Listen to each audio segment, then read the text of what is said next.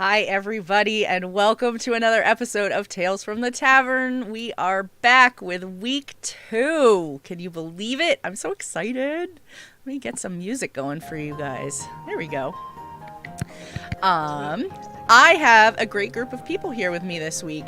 So very quickly, I just wanted to tell everybody, thanks so much for being here. We are a nerdy roundtable discussion where we take all of our conversation questions from chat. So please feel free to jump in and ask us your questions. Let us know what you want to know. We have players here who have played for 30 some odd years, all the way to brand new, and his first set of dice are on order. So we are very excited to welcome a bunch of familiar and some not so familiar faces. So I'm going to go around. I'm going to have everybody introduce themselves. I'm going to start with Ryan from Dice Populi. Hey, I am Ryan Mossbarger, a cast member of the Dice Populi podcast. I think this is my 3rd time on here. Always a blast. I've been playing. First time I played I was like 7 years old. I've been playing a ton the last couple of years, so I'm excited to come here and talk shop. Yeah, me too. I'm super excited to have you back, and always a great time to have you here.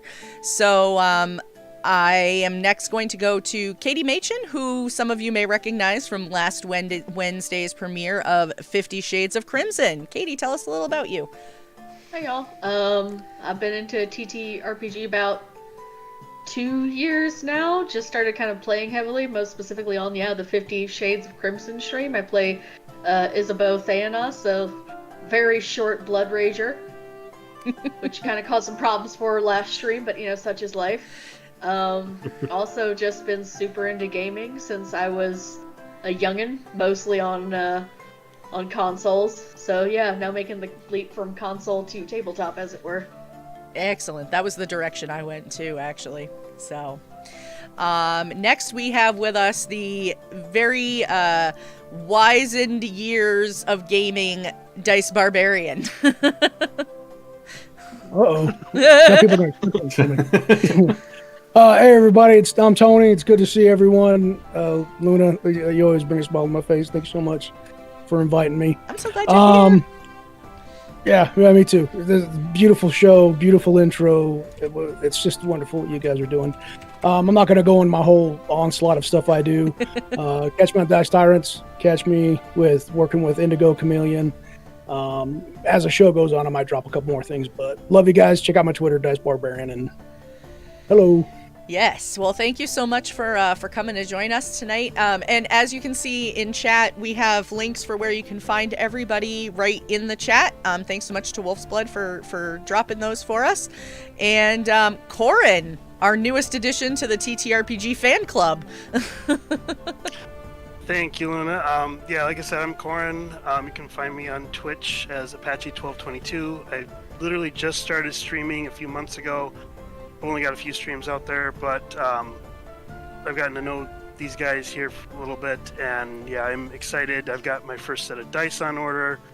I got a spell tracker coming my way too, and I'm just kind of stoked to start learning about things and yeah, maybe even start playing some TTRPGs. I know, I'm super excited. It's always fun when we can find somebody who is brand new. I was just saying last week that it's so great when new players come to the table because they always have such great ideas that people who've been playing for a long time don't often think of because we know the rules. We know what is and isn't allowed. And How can I break this? right, exactly. But in such like a new way that Right. there's untampered by years of playing, they just find all these innovative ways to It's destroy not your a no. plans. It's definitely not a no. It's a let's workshop this. Yes. Okay, I like where yeah. And last Not but a no, not let's least, I want to introduce Samuel from Plot Hooks Podcast. Now, Samuel, I promised you before the stream I had a little story for you. So, Samuel does some podcasting, a little bit of podcasting, and lo and behold, Yachts, who our community knows and loves, has become addicted to your podcasts. And as Oh, wow. such, your podcast actually influenced the character that he is currently playing on our 50 Shades of Crimson campaign. So Interesting. Very cool. when I told him that you were coming on, he was like, "Oh my gosh, I have to tell you this." So I thought you would be excited to know that that had that kind of impact on him. So yeah. That's awesome. So tell That's us a a little huge more. honor. Yeah. Yeah, no, as you mentioned, I run Plot Hooks podcasts where we have 2 episodes a week. One, our flagship show is just Plot Hooks, just a talk show, kind of like this, just where we talk about different things in the TTRPG space, and then we have an actual play podcast on every Wednesday as well. So yeah, just check us out on social media at Plot Hooks, and I'm sure we'll talk about more as the night goes on. Definitely. And I had the extreme privilege of getting to play on one of the Plot Hooks Adventures campaigns, which was a ton of fun. So, Oh, yeah, Hope definitely. is awesome. I'm Hope just and her gonna- pan flute. Hope and her pan flute. Yeah, she was really bad at it. And if you would like to know more, you'll have to go listen.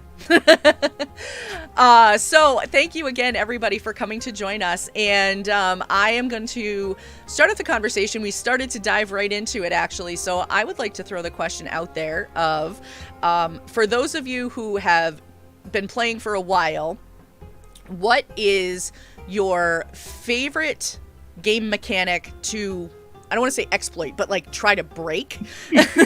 And for those of you who don't know the rules, what are you most looking forward to learning about the game? Such a good question. What is my favorite exploit? I'm just trying to figure out how many like bonus attacks I can get per round. Like what crazy skills I can just keep tacking on. Be like, what if I can just like get like 3 swings on this jerk by the time my turn is over? Yeah. All day, every day. That was like Evie one day making the discovery of, oh my gosh, if I hold 2 daggers in my hands, I can get 3 attacks because I get one as a bonus action. So, yeah. I think in 5e there are some multi-classes that are just so breakable. Like if you do Paladin and Warlock, you just have a refreshing reserve of Smite. And I don't know if that's technically exploitive, but if you're really good about, hey, does this count as a short break? You basically will never run out of smites. I think Pathfinder has a lot more weird, exploitable like ways you could go through. I want to say Ben from the Lawful Great podcast, his thing was scry and fry, where if you become a certain type of wizard, you can just scry and then, hey, I can see this guy even though he's 1,000 miles away. I'm going to cast Fireball in his location, and you don't even have to go there. You are basically Amazon ordering death and destruction to a different location. And I wish 5e had some more stuff like that, because there's so much fun stuff you could do with Pathfinder. Yeah, there is a lot of fun stuff. I remember him talking about his scry and fry. He'll be on in a couple weeks, actually. So Gonna have to make sure I watch that one. He's got a lot of good stories. he does. Oh, yeah. He really does. I don't know if it's like exploiting a mechanic, but I really like diving deep into, well, for 5e. We'll talk 5e. Savage World's a different animal altogether. And there's a lot of things you can do in that as far as character creation. But in 5e, I would probably say the thing I liked the most is I'll back you on the multi-classing. I love to find the really unique multi-classes. But tying that in with the feats. I really like diving into the feats and putting together a really good background and then kind of seeing how the feats might work with your character. That's pretty much, I mean, I would open up a larger conversation to straight out character creation. But yeah, pretty much that is how the feats work with the mixing of the background and everything. For sure. I think one of the things I don't get a chance to create too many characters because I'm mostly a forever DM. So, like, from that perspective, I love legendary things. Give me some legendary actions or let me tack on legendary actions to just a random creature. That's my jam. nice. Let me exploit those. So I haven't Probably in layer actions too. Oh, yeah. It's so fun whenever the party's like, all right, okay, we have until this time until this thing acts again. Oh, no, it's going now. Yeah. The first time you use a legendary resistance is the first time you see your party's like hope shatter. Because they're so used to, hey, I polymorphed it. It's fine. Oh, well, no, you didn't. Surprise! They're like, oh, this is a boss. Oh, this that's is such a getting shame really for nice. you. Yeah. We should have had that rest. Need more spells. Oh no, you wasted that spell. Sorry. Sorry. I'm so sorry. Whoopsie doodle. Oops. I have been playing a lot of the Baldur's Gate 3 since it came out, and it's been kind of a good reminder for me of some of the 5e things that I had forgotten because I've been playing Pathfinder for so long at this point. And so one of the things that I have discovered that I really like, that I've been doing a ton of in the Baldur's Gate, and as such will likely do in 5e now because I forgot it was a thing, is dipping my weapons. So if there's an area that's on fire and I'm standing in it or next to it, I can dip my bow into the area that's on fire and make a fire arrow. And I'm like, I totally forgot about this. So that's been my newest thing now. And obviously it's harder in a video game version of it because, you know, the rules are the rules and they kind of stick to that. But I'm like, the next time I sit down at a 5e table, man, you are all in trouble. I'm going to be like, I'm going to stick my bow in that. I'm going to stick my bow in that. I'm going to stick my bow in that. You can't just stick your bow everywhere. Says you.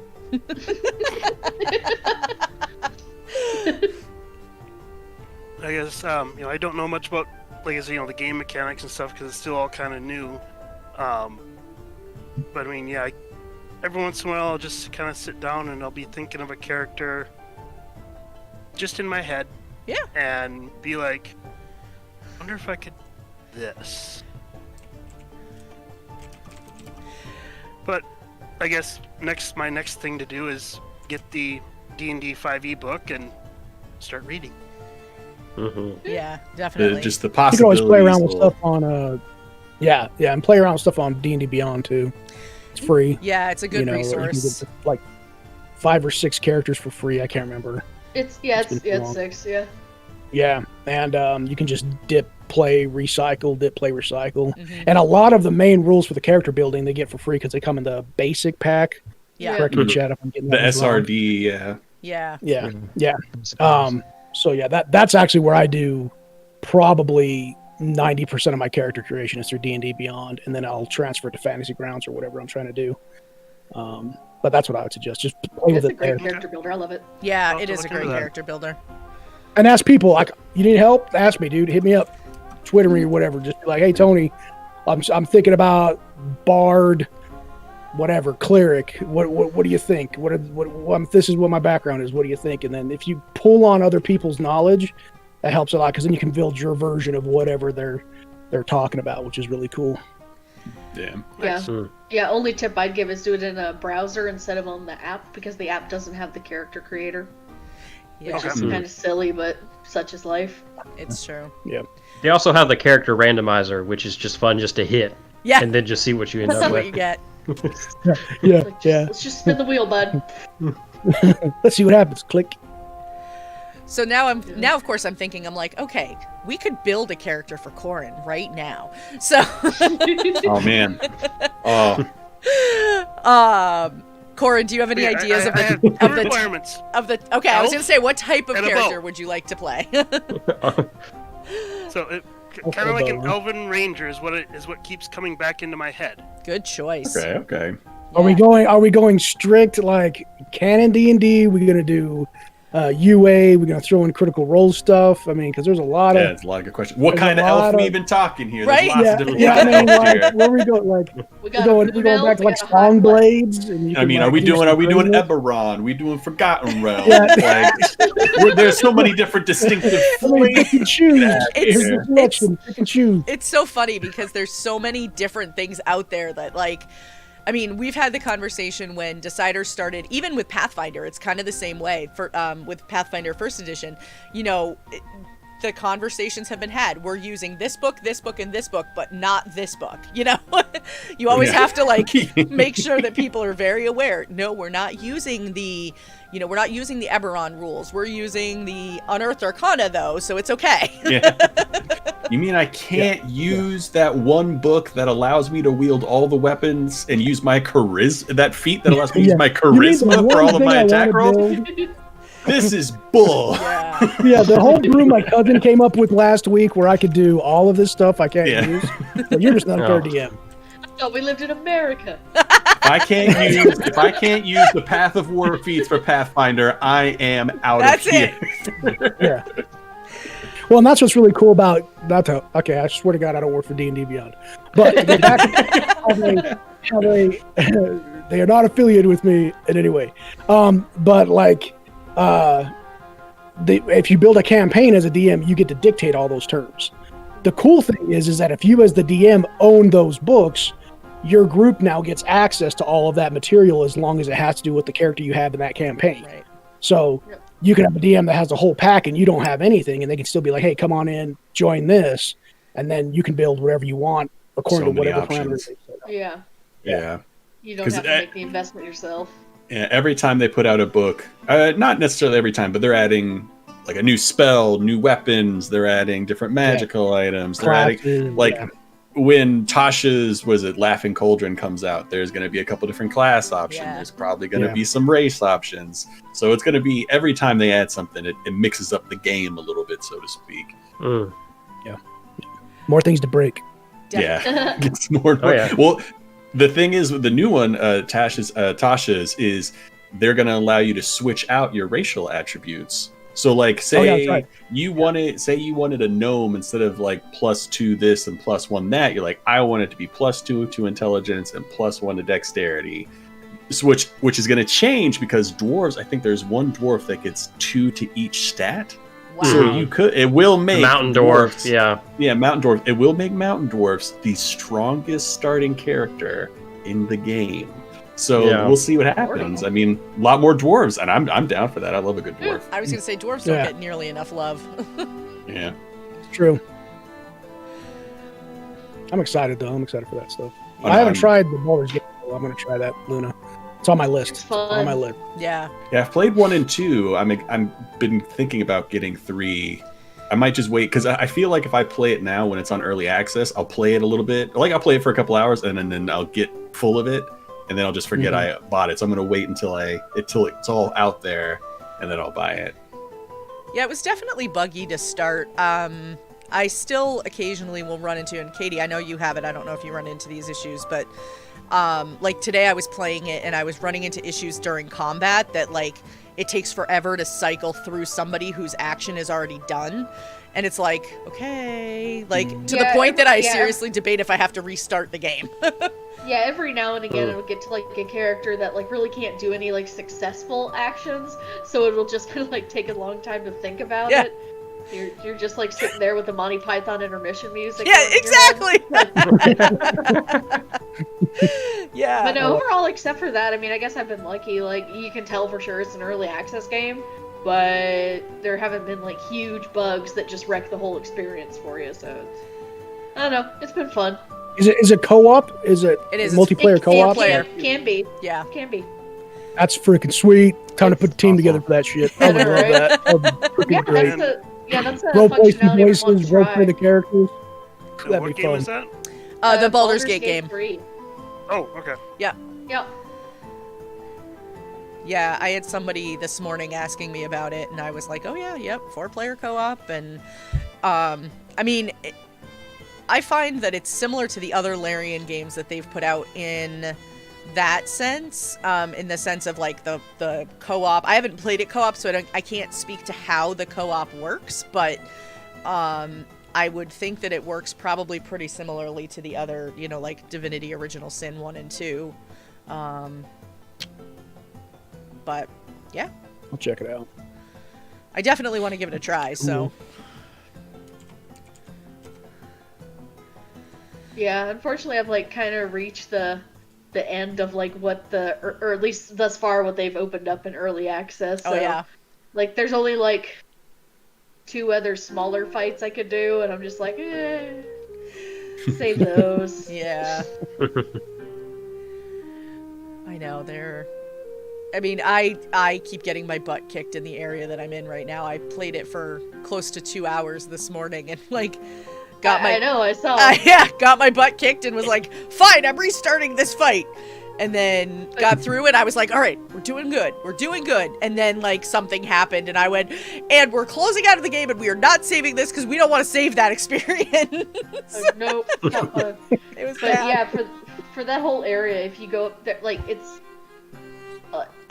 luckily I found out about it kind of by accident, but there's like a whole like ramparts area you Yes. can go on and just rain down anything you want from there, and I'm just like, this is so fulfilling. Yeah.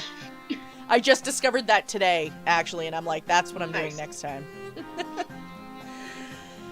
Yeah, it definitely kind of makes you learn from your mistakes. It's like, yeah, we're not gonna try that. We're not gonna try that method again. That wasn't fun at all. Yeah.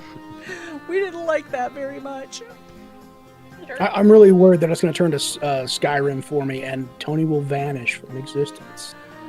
Like, I will stop answering tweets and messages, and I am just God. And Oh man, late to every I show. still play Where'd that Tony game. go? Yeah. when I taught my daughter how to play it. She calls it the dragon game, and so my 5-year-old just sits there wandering around looking at the sky, and it's just like it's still the funnest thing. I got Oblivion in college, and I remember getting it like on a Thursday or something. I got it from Amazon. I think it was a day late. I got it like on a Thursday or something like that, and I didn't have any classes Friday. And I remember just playing that entire weekend straight, and then not doing anything all weekend. And then when I checked in again on Monday after playing it all weekend, I had gotten 90 hours in like 4 days, Oh, and yeah. I was like. And then I couldn't, like, I had poisoned myself against it. It took me like another 3 months before I had enough steam to get back on it and finish the quests. Yeah. But I was like the worst game hangover I've ever had in my life. Skyrim or Elder Scrolls is that way. Like, you could play 70 hours at it, walk away for 6 months, come back and drop another 70 hours. And at least with Skyrim, it could be a completely different experience than you had before. Even though you run the same quest, like the quests are the same, but the character experience is different. And that's, if you love RP as much as I do, that's your, you know what I mean? That is your addiction now. And it's just, Dad, I need to eat. Yeah, food. Dad, I need to eat.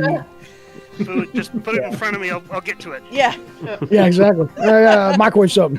Can I eat these yourself some cheese McDonald's. wheels in the game? Yeah, right? Mom, Hot Pocket! Hot Pocket, Mom! Yeah. Oh my gosh. Dead pockets. For anybody who knows that comedy sketch, who was it? There was somebody that did a whole thing. Yeah, there was somebody who did a whole thing about Hot Pockets. Oh my gosh. Oh, Jim Gaffigan. Yes, Yeah, that was who it Jim was. Gaffigan. That was who it was. This is now a Jim Gaffigan stream. Yes, that's it. Sorry, tabletop RPG community. Yep, that's it. We're only talking about comedy now. Sorry. And now the guests will tell their favorite joke. No. Yeah, no, you do not want me to do that because it's probably a bad one. Not bad as in dirty, just bad. You tell. Okay, fine. You ready? What do you call Go a for fish it. with Yeah, no yeah. eyes? A Oh. fish with no eyes? Oh. I like that. Oh, that's a good question. Braids Blades wants to know what class would Jim Gaffigan be? Would a Jim Gaffigan character be? Bard. Bard. Bard. Bard, Yeah. yeah. Gotta be a bard. Yeah. Yeah. Easy. Performance bard. Yeah, definitely. Definitely. Easy Somebody one. needs to Next subclass question. that. Is there a like college of comedy? There has to be like somebody has to have created that at some point in time. It may. That I sounds don't know if it's familiar. canon. Yeah. Yeah, I don't know if it's Yeah, canon, I don't know but if it's I know. canon, but people Oh have yeah. played with something like that, Uh, and it's more than fart jokes, which is encouraging. College of puns. Wolf's Blood says Yeah, he's I a play it. warlock in his word of power. Hot pocket. Take that. That's not too bad either. Yeah. That works. We'll go with it. We'll go with it. I like any of those answers. Optimus, magic fart jokes. Oh my god. Now we're just getting off the rails. Derailed. Derailed. Now. All right, so I'm going to bring this back around. I'm going to ask another question that really anybody could answer because Corin hasn't had any formal experience with any TTRPG system. What is a system that you have not played that you are very interested in trying? Call of Cthulhu, 100%. Yeah. Dude, you took It's so mine. fun. Yep. It's so hell fun. yeah. I keep Haven't hearing played about it yet. Haven't It's played so it. fun. I went to a game store earlier today and I was staring at the starter set for like 10 minutes. Like, do I have time? And I know I'm going to become a DM. And I don't want to be a DM. I want to play in this. I love it. Me and my wife, we watched Lovecraft Country. Dude, Recently, so it good. is so good, and I desperately want to play a Lovecraft game now. I want that flavor. I want that kind of Lovecraftian horror kind of thing That going Eldritch thing Yeah. going on. Yeah. on. I want some monstrosities. I want to not be able to win. I want to be. I Mhm. want to have to run away. Yeah. Yeah. And Call of Cthulhu is great for that, and it also is relatively easy to pick up because the actual mechanics side of it is not difficult. Like, it takes a little bit to build your character, but actually playing the game is pretty easy compared to, you know, like the success system is just a D100 system, and you have to roll under your skill number. So if you have a 40 on a skill, then that means you're 40% to succeed because you got to roll under a 40. Oh, like Zweihander. And so not too it's bad. and there's different things, like if it's hard, if it's a hard challenge, you like have it or whatever. But it's fairly simple to pick up, and it's great for just like one shots. Like my first experience with it was I ran a horror one shot last Halloween.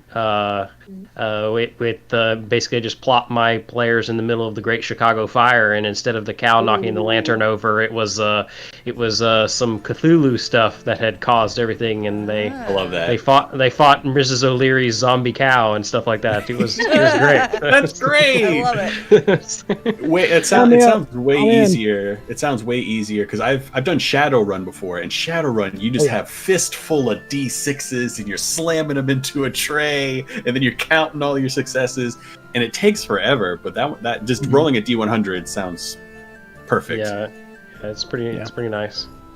Yeah, I need to add a D1. Yeah, to my I would say arsenal. Call of Cthulhu is my first. There's different versions of Savage Worlds that I want to play. Like, I really want to get into Rippers. I just did 2 Halloween specials last week with Cheyenne Wright, who's one of the main art. If you have a Savage Worlds book, you probably have a picture in there from Cheyenne Wright. He's one of their main artists. But it's based off the Rippers, which is kind of Eldritch Cthulhu-esque. But I would love to get into Call of Cthulhu and just at least once to say that I've done it, because I probably get addicted, but it'll be fun. I'd like to try Call of Cthulhu also. That's on my list. Shadowrun is on my list. And there's several others too. There's some like little indie ones too that I'm looking forward to trying. Got it. Oh, nice. All right, so we know who's Need a DMing the game. Yeah, like, okay, we got DM. Okay, I got my Tuesdays are open, my Thursdays are open. I know where we could find a channel to stream it on if we want. All right. Yep. I even got Friday nights. We can make it Freaky Friday nights. There we go. I will definitely be a stereotypical hard-boiled detective. So count me. It works in. great with it works really great for film noir. It's excellent. Yeah. Oh man, I love noir stuff. We could all put black and white filters over our cameras. Yeah. Yeah. That's it. This is the thing that's happening. I'm making it so. I would love that. I was walking into his office, see? Who's coming there? We all have to get our Atlantic accents Come on, going. Fifth Avenue. Oh gosh. Oh my gosh. Corin, are there Like any a Dick systems that Tracy you're esque like called Philly. interested in, or Probably a couple that come to mind.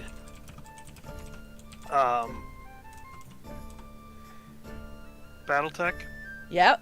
I've never Okay. played Yeah. that, but I know a lot of people who are into it. So I've got the I was playing that when I was BattleTech 12. game, for PC, but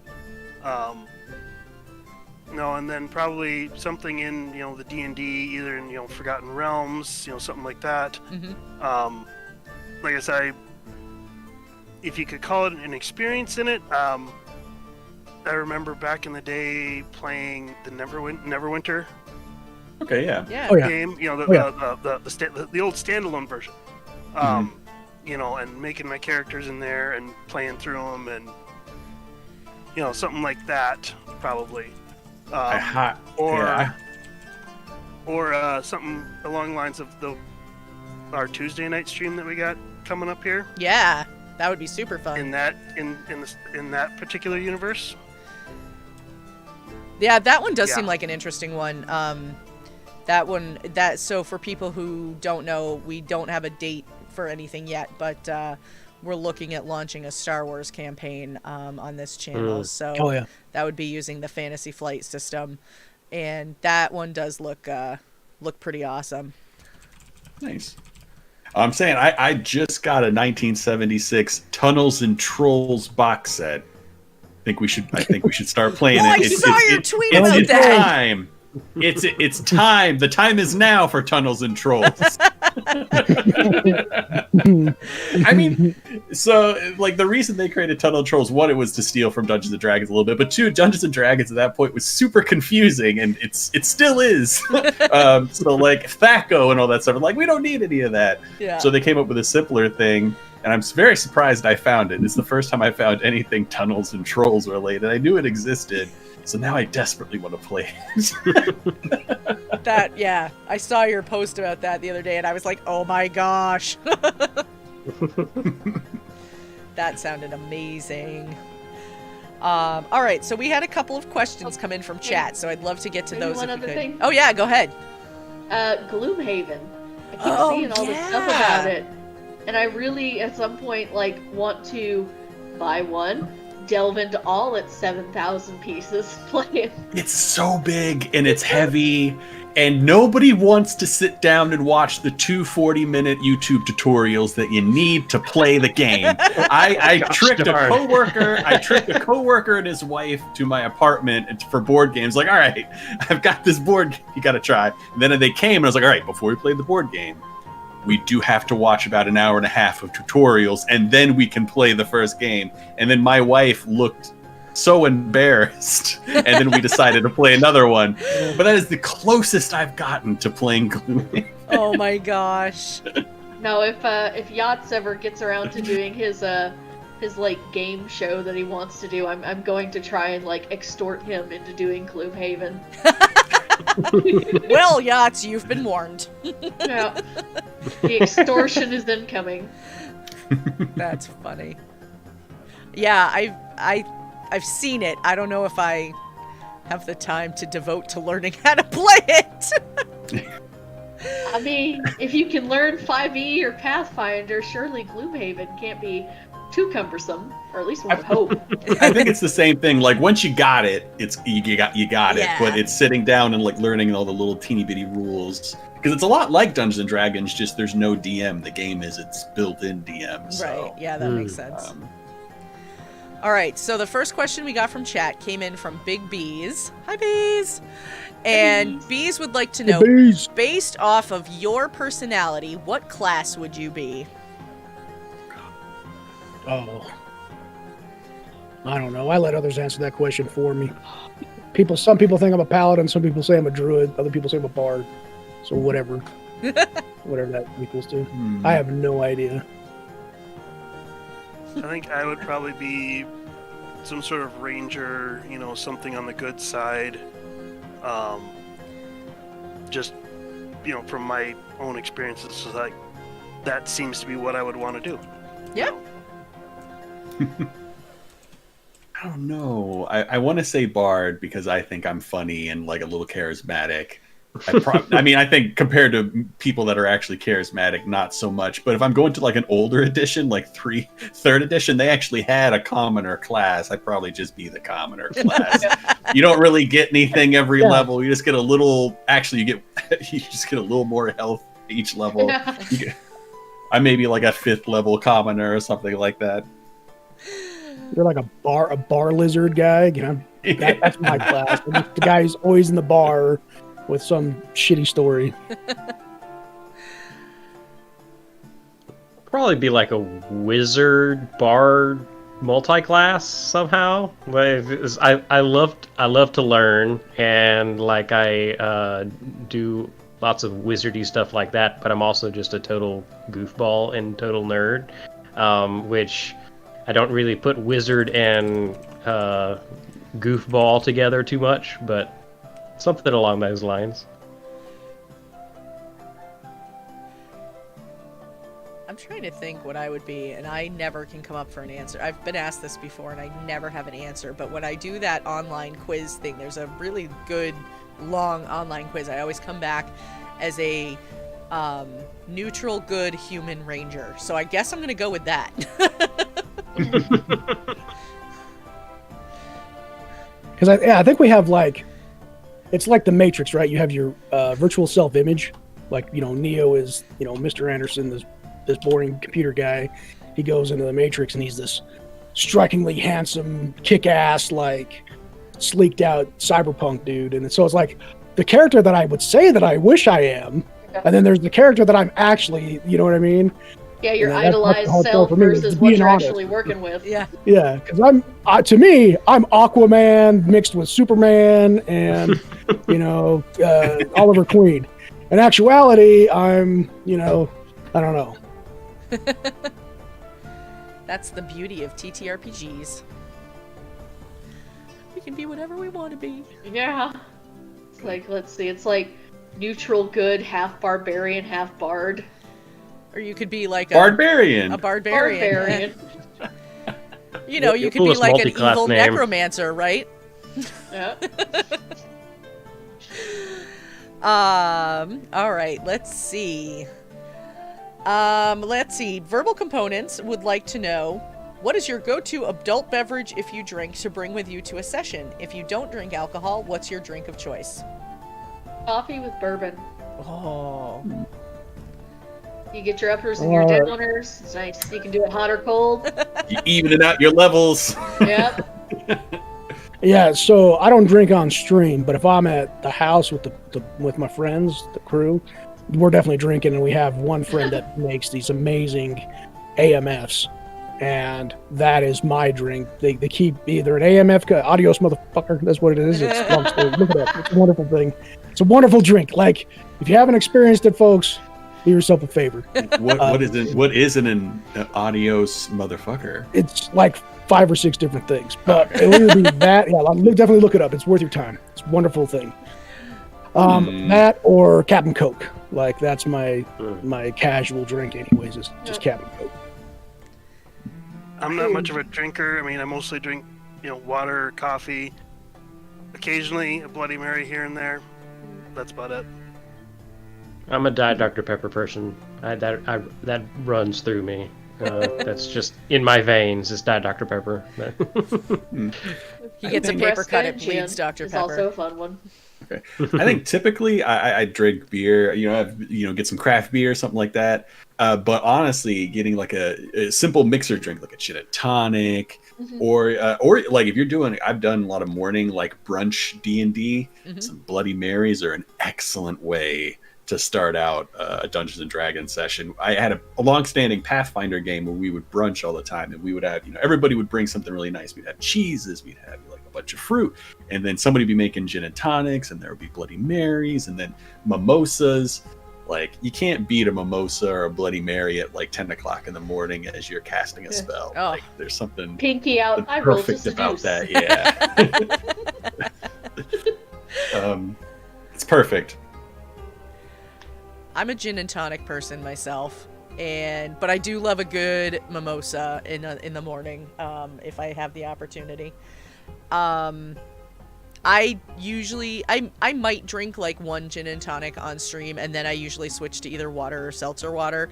If I'm doing an in-person game, it's usually either, like a Sprite or, something like that.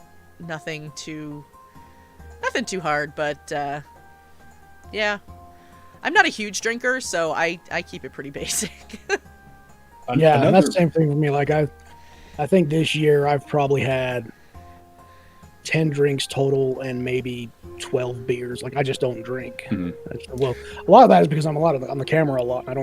I will not drink on camera because I'm already pretty loose-lipped as it is as a person. Like, Luna can tell you, she's played with me. Like, I kind of get carried away with myself every once in a while as what it is. What do you mean? But you put some alcohol in me and it's the army comes out. Another fun thing to do is you can kind of pre-make bulk drinks. So like cosmopolitans, you can like bulk make cosmopolitans and put them in one of those like big jars with a spigot on it. Yeah. And also like what's another one? Whiskey sour. You can do like like with real lime and lemon and stuff. Yep. Sangria is another good one for that. Yeah, you can make a really big batch of like whiskey sour and then just keep on pouring. I think the last time I was on this, I actually had a batch of whiskey sour that I was pouring into a offset glass off of screen. So I was doing pretty good the last time I was on Tabletop Tavern. I need to have that for the next like 50 Shades of Crimson. Just have like a giant thing of like a mixed drink with a crazy straw or something. Oh my gosh, I feel like we're all gonna. Just one drink. I say we all. It's gonna be the next 50 Shades of Crimson is actually a one-off, one shot that's only gonna have Katie, me, and Manda in it, and we're partnering with 3 people from Discount Dungeons. They're coming over to stream with us, and we're doing an extra spooky, scary something or other one-off for Halloween because one of our cast members decided to go and get married this week. Whatever. Priorities. You're right. I know. Out of place. but in all seriousness, congratulations to Remove Disc and his partner. We hope they have a very wonderful wedding. Well, that's and, awesome. Lots and lots of happiness after that as well. So.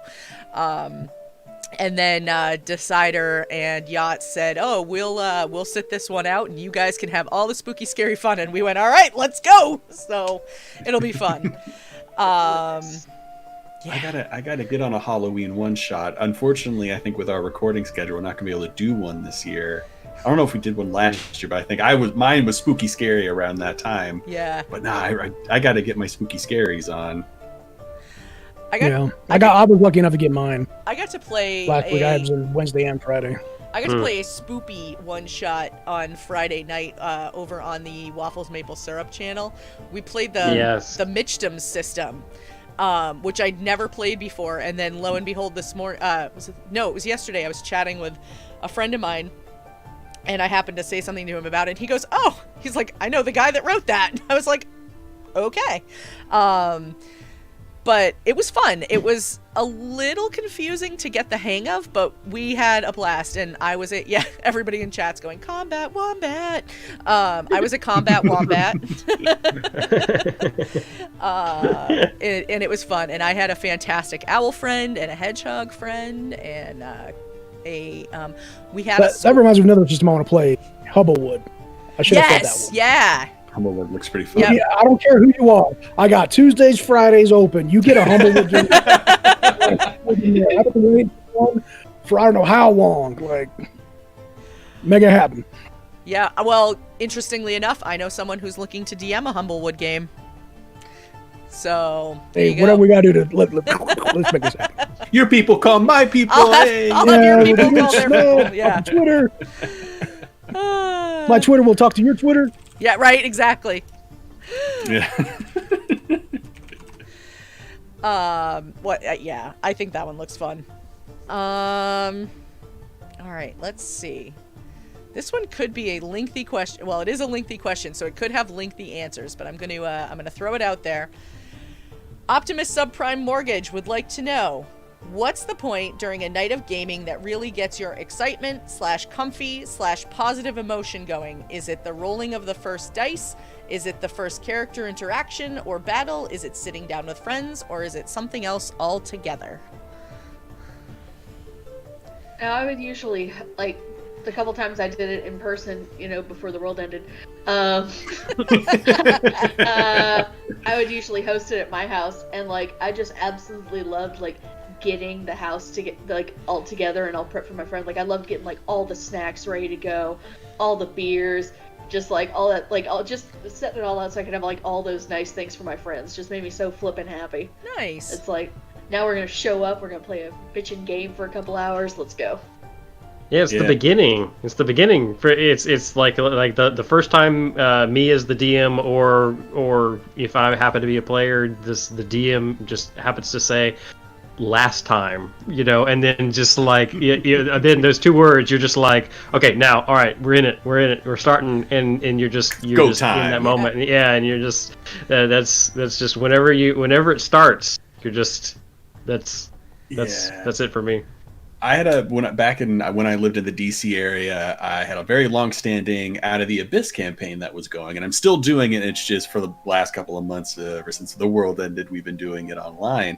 But there's like a moment when everybody comes over. Usually, I'd make dinner for everybody, or we'd order something. We'd all be eating, and people bring snacks, and all of a sudden, there's like I sit down in my like DM little area, and then everybody kind of stops what they're doing, and everybody is kind of just like waiting. And there's that moment of like everybody's like wants to play, everybody's ready, all your friends are there, the people that you maybe only see this one time during the week, and then you just start riffing on you do your last time. I always make them roll to whoever gets lowest has to do the recap, and then it rolls from there. It's such a beautiful moment to be with your friends and everybody wants to do the same thing, because sometimes that just doesn't happen. As an adult, everybody wants to do their own thing. So I love this question. I think for me, it's actually the build up to the session. It's like that week between, or the couple of days right before, when you and all your friends start going like, oh my god, are you ready for D&D on Friday night? And then like you start talking about the session and what's gonna happen or what happened last week, and oh my god, I can't believe this guy actually ended up being that person, and that's what starts to get me going. But like Katie, when I play in person, I host it at my house too, and so it's a lot of like, all right, we're gonna like get the table all set, and I've got the snacks, and then we actually do it where we rotate who's in charge of dinner that night. So it's kind of like a potluck dinner kind of thing. So like I'll provide drinks and maybe like a side depending on who's on dinner, and then somebody else will bring the like chips or something like that, and then somebody else brings a giant vat of pasta or whatever it might be, whatever's for dinner that night. So that's always a ton of fun too, because then we're like, we're all like, I wonder what so-and-so is going to make for dinner, or, oh my god, it's this person, we're going to have Domino's again, so that's always just it's always just fun to kind of have that build up. I can't wait for things to get back to normal again. I miss that stuff. Oh, yeah. The only issue is I gotta find a whole new group of people in Texas to do it with. Yeah, see, I had never played online before the pandemic. Like I always played in person. There's this awesome tavern near me, which is it's called Gamers Geekery and Tavern in Cary, North Carolina, and it's just a tavern where literally the walls are lined with board games, all sorts of magic stuff, D&D stuff, all sorts of fun stuff. Oh, that's cool. That and you just go in there, sit at a table, you can order food if you want, order drinks if you want, and you're just sitting there playing. And I hadn't even been in that store since March or whatever it was. Yeah. And so it was just like, now I have to find a new normal of being able to organize games online. I'm like, this is weird. I've never done this before. Yeah, it's so weird trying to get people in it, and like trying to figure out how to keep people interested online, even though they can you're not there in the room, and there's not snacks to keep their focus. Like it's hard. Then you get the really people like some of those stores make it through, because like they're like, for instance, during Christmas, I was visiting some family up in Toledo, Ohio, and I'm like driving to this one place, and I see this little shopping center, over, on my right side, and it has a place called the Dragon's Nest, and of course, like, my little nerd eyes just laser focus on it, and I'm like, what on earth is this? And it was like the coolest place where they sold like all TTRPG stuff, had a bunch of like tables set up in this like one side room, but then on the other side, like still all within like the same space, it was like a coffee shop, and they did food, and so like you could go there, hang out with your friends, buy any TTRPG stuff you needed, play it, and then also get like beverages and everything else you needed. And I'm like, this is home. Said I'm quitting my job and opening a place like that right now. Oh, it was so adorable. I'm like, oh. Kind of one of those, waha. Yeah. I mean, they're becoming more and more common. Board game cafes and stuff like that. And it's a blast, and there's a big market for it whenever we happen to return outside. Some local buddies of mine and I, back when a while ago, we were looking at investing in like a barcade. Yeah. And it fell through. We obviously didn't finalize it. But I would love to own a tavern that was like TTRPG. Yeah. It's just fantasy based. People come in cosplay. People come in normal clothes. Friday night just to hang out. Have a set, like instead of like a pool hall or a billiards room, it's actually like a TTRPG space. It's nice, and you could rent it out or whatever. Get the space. Tables open, sit down. But for me, going back to the question, at home in my home games, which I haven't played in forever, it's the 15-20 minutes before everything starts, where everybody starts talking about their old characters and old campaigns that are dead and gone. Just recently, I had my buddy Billy, who I've reconnected with, who was my first DM, best friend growing up, sent me my very first character sheet that he's kept since 1988. It was a good year. Like, hey, check out what I found, dude. And it's my first character, Aminox, and I posted on my stuff.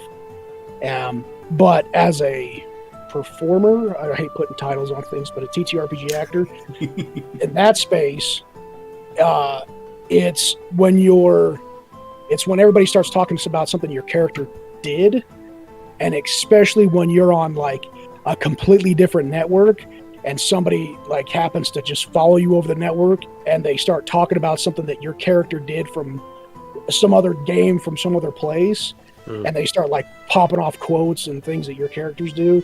To me, that gets me going, because it's like, oh wow, like people listen, like people, like that's when you know that you're sharing your stories with the world, is when people start listening, Yeah, no, and I agree. That's my favorite thing. Is I'm It's like, the- oh man, I can't believe that, like the most insignificant little thing, and somebody's like, remember when you said this, or the character did that, and I'm like, that, like, yeah. It's still the wildest thing to me that people actually listen to my podcast. So when people reference it or say things about it, or I get like tweets, I'm just like, why? Why? I don't. Maybe it's just like imposter syndrome, but I'm just like, why would you do this? Why are you watching, or why do you listen to us? Put yourself like, in the frame. I'm not good at games. Like, why are you listening to me and quoting things that I said? Yeah. Every time the camera goes on, it's like, why am I doing this? Yeah. Why are people watching me do this? Imposter syndrome is real, people.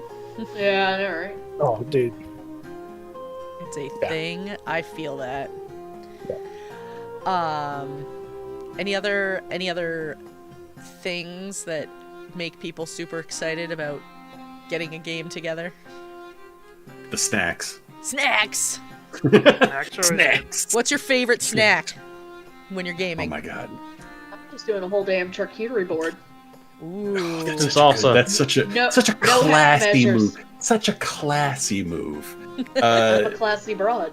That's what I do. It's true. Honestly, it's Takis or Doritos Dynamitas are really. I love a spicy sour. They're like lemon, pepper, and all that. Like a lemon spice and all that stuff. So it's spicy, it's lemony or limey, and I can't get enough of those things. I'll eat a whole bag, and then they stain your fingers like blood red, and you're putting fingerprints on every surface you touch.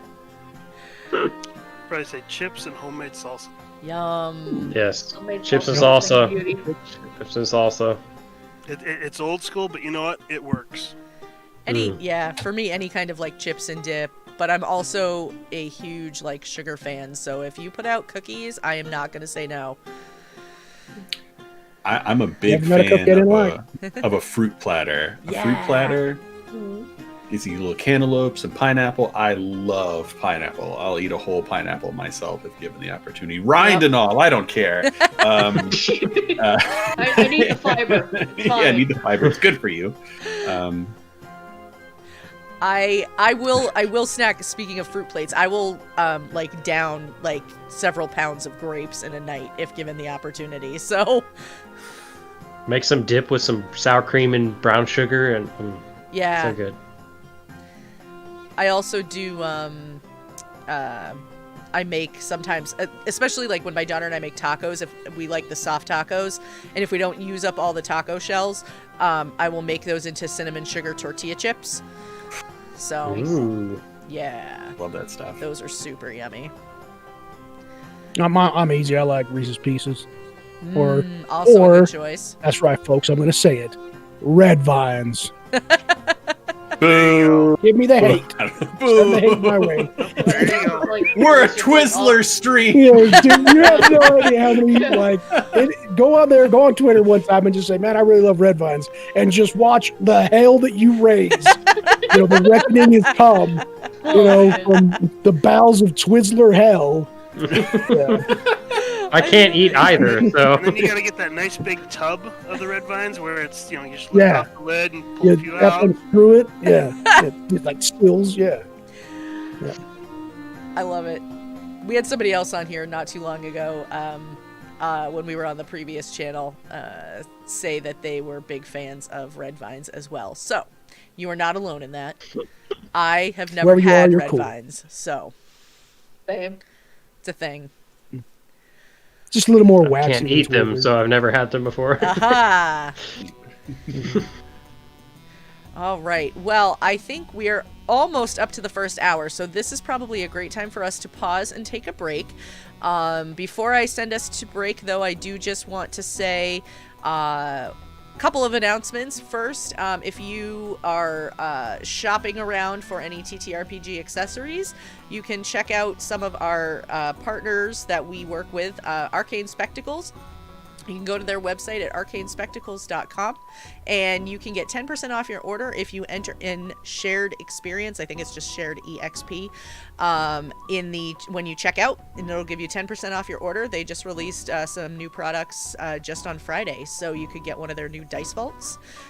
Or a spell tracker or anything like that. I was very helpful in throwing out gift ideas the other day. I was like, you could buy somebody a set of dice and a dice vault from Arcane Spectacles, and there you go. There's a really great holiday gift. So, and then also, speaking of snacks and your D&D group, you can get 10% off your order from Critical Hit Cookies. If you go to their website, criticalhitcookies.com, and enter Tavern Tales 10, the number 10 at the end, at checkout, and you will get 10% off your order there as well. We are ginormous fans of them. So, please support them if you get the chance. Otherwise, we will be back very, very shortly, and we hope you join us. I'm going to throw up a poll in the chat and give our guests a chance to refill their drinks and all that good stuff. So stick around. We'll be back for another hour, and we'll see you after the break.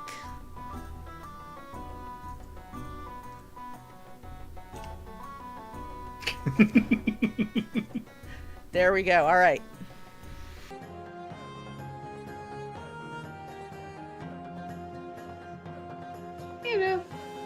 Oh no. We ain't here to judge. Oh, my hair This is is professional. Welcome to Shared Experience. We aim to try.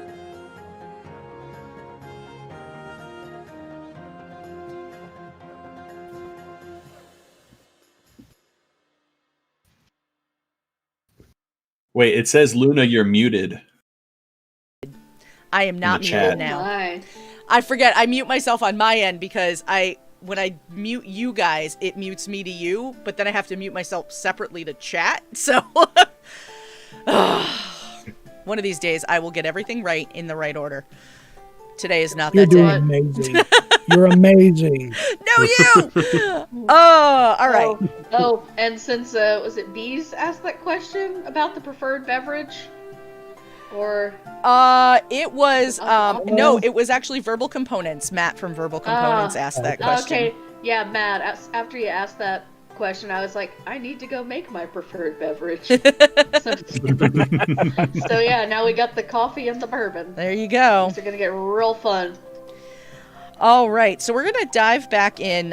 One of the questions that we got right before we went to break is from Braids Blades, who would like to know, what is your favorite D&D or TTRPG resource that you would enthusiastically endorse? And I would like to point out, for the record, we are not paid to endorse anything. I want to starfish Tony right out of the way and say D&D Beyond. I love that. Perfect.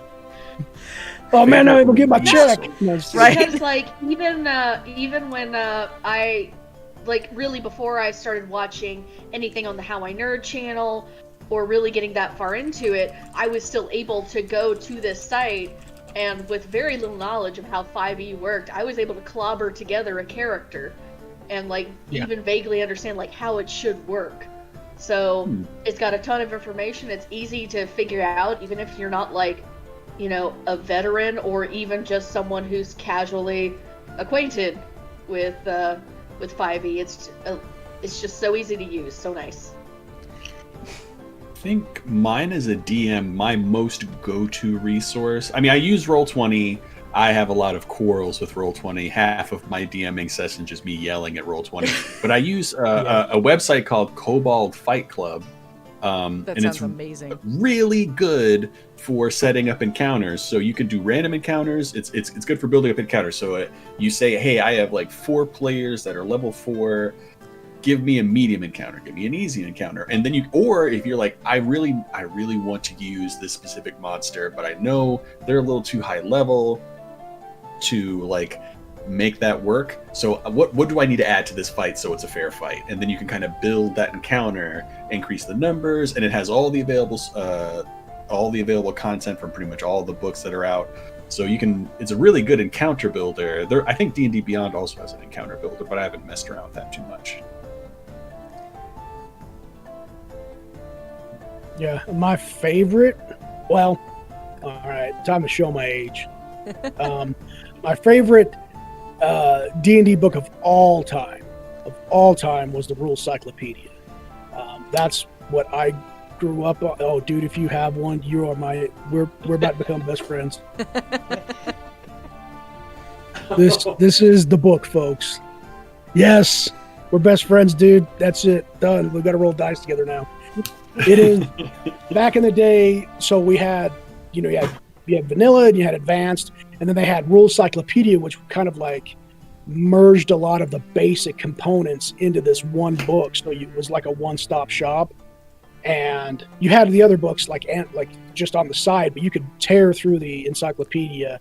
And I don't know why they got out of doing them, but if they did a 5e Rules Cyclopedia, it would be the greatest gift they could give the players, because it's literally like the D&D or the DM book, DM guide, the player's handbook, then a whole bunch of like mass combat, a whole bunch of how to create, like all the stuff all combined into one, just kind of like an easy, quick reference. And the art in it was crazy good. Oh yeah, I love the art in that book. The cover for that one is my favorite cover, except for the Manual of the Planes for Advanced Dungeons and Dragons. It's like my favorite cover. Yeah. It's so that, and I probably because it tugs at my heartstrings, because like as 10 or 11, that was our book that we had to go to. But that's my favorite one. I'd have to go into like the novels to like go into settings, but as far as like straight out just books, that's my favorite.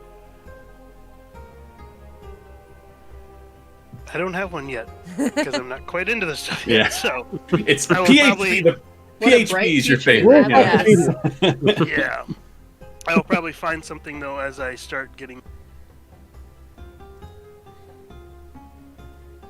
Definitely. Ravenloft, Curse of Strahd.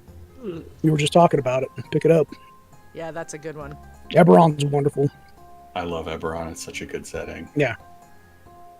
I honestly, I don't know how I could ever pick. I don't do a lot of like extra like supplements to actually helping me run games, but like there's so much great homebrew out there. There's so many great things on the DM's Guild. I mean, we're getting into that at Plothooks ourselves. We've got some things coming down the line, and there's a fantastic something run by Kayla Baines and Jess Pinley of Underground Oracle, and Kayla Baines, also known as DM Dalliance. They ran a huge essentially it's a book that's gonna have like 12 princesses. It's called Dark Reflections. It essentially has an adventure, a stat block, magic items, all sorts of different things for twisted tales of princess stories. So like you get to run an adventure where, okay, what if Snow White was the bad guy?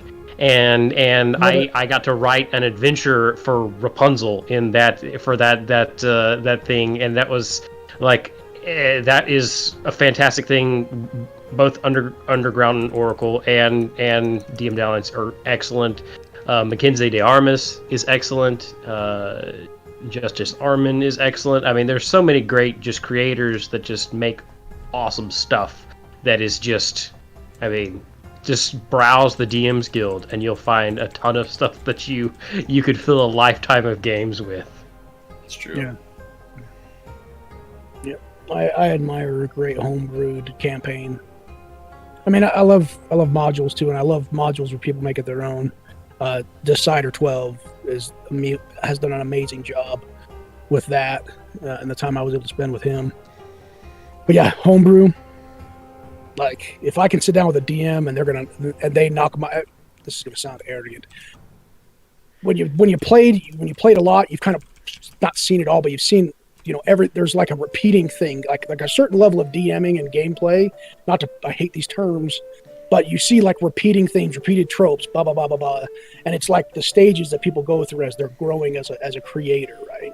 And then you like sit down with someone who's either brand new or has been around for a while and just knocks your socks off with some homebrewed world concept, one shot, whatever it is, and that does more for me than I mean, I love Salvatore's books and stuff like that. But when I sit down with a DM that like makes a whole thing on their own, and I'm just like, wow, dude, I just lived a novel and you created that. That's my thing. That's my thing.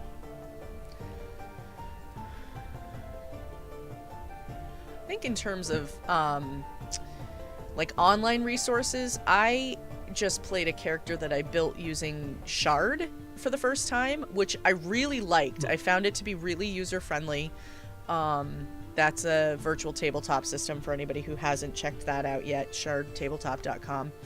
And that was, sorry, my cat keeps like batting me in the arm. She's like, no, pick me back up. And we're not done. Yeah. Give me scritches. Right? I want more. No, Mom, I need my camera time. Okay. So, Shard was really great to use. D&D Beyond was really great to use in terms of, really getting a good sense of what's available for resources and to see different things that you can build. And, I don't know, books. I have the, it's over there. I was super lucky that I have a couple of super nerdy coworkers like me, and I ended up getting the, hold on, I'm gonna grab it. Juggling cat and book here. I ended up getting the Eberron book and a Secret Santa gift swap at work last year. Nice. Ooh, I was nice. like, oh. So, yeah, it was really sweet. I'm with my people. I know. I was floored when I opened it. I was like, oh. It's like somebody at work gets me.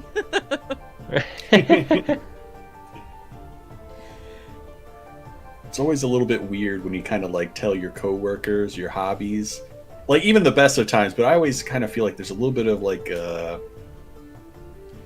people look at you a little different if they have like a preconception of what Dungeons and Dragons is, especially older. Like I work with a lot of people in their 40s and 50s, so if I say D&D, they're thinking like 80s D&D, or like satanic panic and like people stuck in a basement. And does this mean we aren't going to summon a demon on Wednesday? I didn't say that. I wish.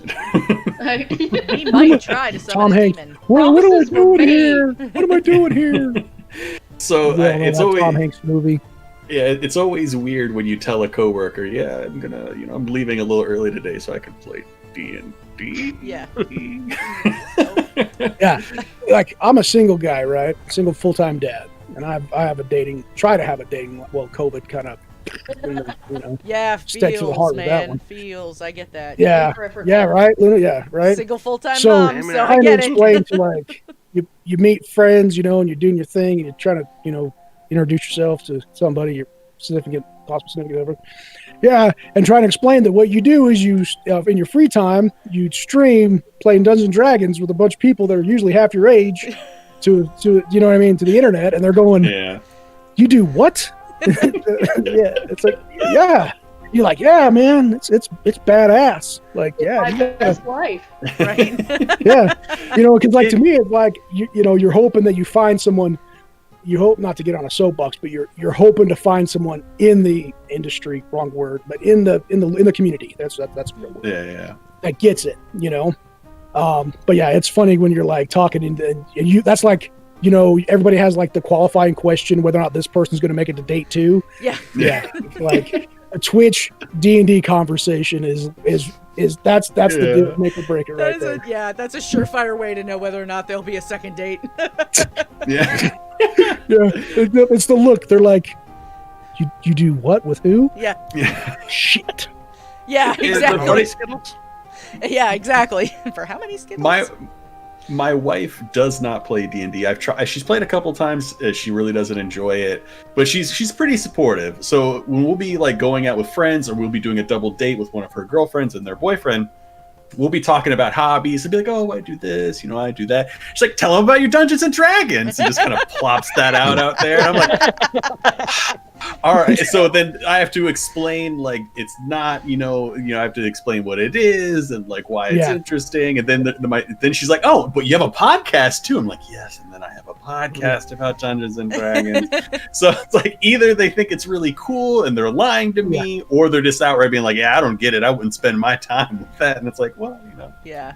The really cool thing is when you get to like, I want to try that. I've always wanted to try that. You're like, yes, please. It hasn't happened that no problem. much. We can get that arranged. It's like, it's all right, Karen. I wasn't interested in painting by numbers and drinking wine anyway.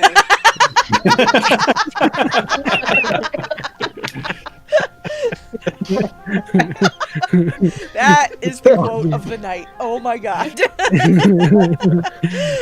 Oh god. Yeah, no, actually, when I first got started into streaming, I'd answered a casting call, and I was like, I have no idea what the hell I'm doing. Like, I was newly divorced at that point, and answered a casting call for what turned into being Tabletop Tavern over on the How I Nerd channel. And like right before I had done that, I had started dating somebody, and so I was like, how do I explain to them that I just signed up to play D&D with a bunch of guys that I don't know online while streaming it? Because that doesn't sound weird at all. But he is a diehard D&D guy, and it didn't work out between us, but he still occasionally will pop in and lurk in the the Twitch streams and stuff. So yeah, it's fun. Yep. I feel you, Luna. I'm right there. I know. That's all right. I get it. We have each other to vent to, so it's okay. Yeah. But Luna is my unofficial, I don't know. I owe her for psychological help. Everyone's like, this is going on. And I know she's on the other side, like, Tony, I'm working. I'm trying to put this channel together. I don't got time for your shit. It's a Lucy and Charlie Brown relationship. Yeah, something like that. Get you 10 cents for advice. Yeah. Yeah. I'll just add it to your tab, Tony. It's okay. Exactly. Yeah, exactly. No, I guess luckily at work I had always already presented myself as a person who was like sorts of into all the little nerd things, like crazy about Harry Potter, Yeah. video games, Lord of the Rings. So then, like, when I was like, oh yeah, and I'm doing D&D now, pretty much everyone's just like, yeah, that tracks. Tracks. We've been charting your nerdiness, and it's right on the bell curve. Right. Yeah. Google has predicted that you were going to hit D&D 2 weeks ago, so you're right on track. I think the biggest sign of being like a D&D nerd is when Google starts autofilling like 5e or D&D. It's like, oh, Ghost 5e. It's like, no, I'm just looking up a ghost costume, or like everything is D&D and autofills. I think that's like it's a true sign that you've enveloped your life. Matt Mercer has this quote about ghosts. No, that's not No, it. that's not. It's fine. I'll look at it, but that's not what I want. Exactly. Oh, shit. Yeah, you're right. Let me read that. Start getting dice ads in every other window. Yeah. Oh my God, that's my Facebook feed right now. It's like D20 So many Collective, ads. and then further down it's like Level Up Dice, and I'm like, stop! And then I send them all to Wolf's Blood. So I'm like, here, look at these cool dice I found. You buy them, so I don't. Bag of 300 dice for $10. Sold. Yeah, exactly. There was that A huge bucket of dice. Yeah, Yep, I there was didn't that know one of huge them. sale over the summer, and I was like, no, I do not need a box of 200 dice. I do not need a box of 200 dice. I might need no, I don't need a box of 200 dice. Oh, Same these would be thing. really nice. It was Just the one set of Chessex. 50 is nice. I got to get all 50. Yeah, It was the Chessex like poundo dice that got me. It's like, oh, it's on sale. Dice. yeah. I'll just grab those. Well, it's like when I go to conventions and Chessex is there, and they just have the bin, like the massive bin of loose dice. You can buy a pitcher o' dice, and it's like one of those big plastic pitchers, and you just whoosh, and you that's it. That's what you get. So Yes. I'm like, I gotta oh, go to Conventions. I know. That's our version of gambling. Did you see in chat Shannon said she got the dice advent calendar? I know. Oh my nice. god. I'm like, that's something I So- really would like to buy for myself, but that's okay. So I'll where stick to did the you get chocolate that one from, too. So Shannon? yes, Shannon, by all means, please tell us where to find the dice advent. Shannon's like, My do hand it. starts twitching, my See, hand now starts you all know twitching, why I like, have a dice need the problem. dice. I have enablers. Yeah, my dream of dreams is that would probably start trying to go to some conventions this year, but of course can't do it anymore. Or at least if you do it, it's probably not worth the risk. So yeah, so I see everybody is like talking about conventions now. It's like I should have done it when it was possible. Why did I wait so long? Yeah. Yeah. I lucked out. I was all set up to managed. play in the Salt Lake one. I managed to get. I was set up with the whole regional thing. Yeah, then it got popped because of COVID. Yeah, we got PAX East in just under the wire. Literally, the state of Massachusetts started shutting stuff down like 2 days later. And so Oh wow. we just got it in, and it was like, oh man, but it was so much fun. Because a whole big group of us got to get together and hang out. Floop was there, Amanda, Atomic Zero, Decider came. So there was a whole bunch of us, and we had a blast. So someday it would be really nice to be able to do that again. So yeah, Optimus was there. Such good times. Yeah. Yep. I was looking forward to this year because the Salt Lake comic convention is huge. Yeah. It's like the second biggest one in the States. And they have a whole TTRPG, like half of the convention center is TTRPG. And it was set up with like the regional D&D, not DM's Guild, they call it something else. Adventurers Guild, I think is what it's called. Adventures Yep. League? Adventures League, yeah. Yeah, Adventures League, like the nationwide. So I have a buddy who's best friends with like the grand whatever, the guy in charge of everything for it, and had it all set up, man. I was set up. I was going to be there. I was going to be pimping out some Dice Barbarian gear, and at the time, I was with Dice Tarts full time. And nope. Yeah, I was COVID planning said to hit no. up PAX Unplugged, which was in Philadelphia the weekend before Thanksgiving. and it's an entire TTRPG convention.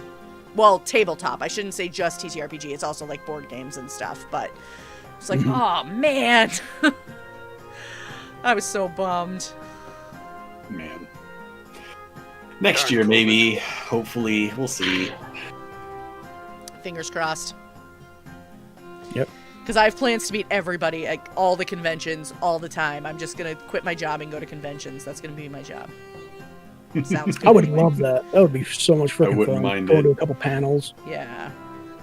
I actually tried to submit Never my liked it. first panel this past year. It was not accepted, but I didn't expect it to be. I tried to submit a panel on text-based RP as a means of character development. And I was all into it. I knew it wouldn't be accepted, but the fact that I submitted it was like a huge, like, okay, I made that step. Now I can do it again next year, and I'm just going to keep on throwing it at him until someday it gets accepted, so. Hey, you miss every shot you don't take. That's what The I only way to figured. get that is to start doing it, yeah. Yep, that's what I figured. B says, cough, Orlando cons, cough. That means we're all going to stay at Bee's house. That's an invitation right there. There it is. We got to make it happen. We're all over the country. Like, I'm in the Mountain West. Everybody's everywhere, but we got to find a way to get everyone together. We can go to We got, Harry like, Potter really Land while we're there. It'll be great. Yeah! Yeah, 'cause we've got like I mean, Luda can attest that, like, our sphere of influence. That term we could probably use in this in the TTRPG community that we've fostered is huge. Like, Oh, it's if we could massive. get everyone, if we could get everyone from all of these different groups to like show up to a con, we could literally make our own con. There would be we'd have so many people that could show up to this. Are you saying it could be a shared experience? Yes, right. Oh my. Shared experience You con. set that one right up for me. That was a slam dunk, Tony. That's what I do. That's what I do. 1 out of 10 joke, 10 out of 10 branding. Right? Exactly.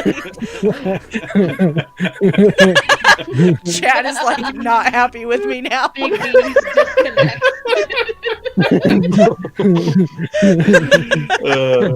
I am not sorry for that, you guys. She said the name What's gonna happen? you guys! We're gonna put it in. I don't know. It's gonna be somewhere. It's gonna be, He's walked it'll away be through like his some computer in the tiny little garbage. game store in Wisconsin, but it's gonna happen. Like, welcome to Shared Experience Con in McMinnville, Tennessee. Yeah. Yeah, exactly. Yeah, exactly. Come on in. There's We're gonna- one of the other five We're of gonna us. blow the doors off this Hobby Lobby.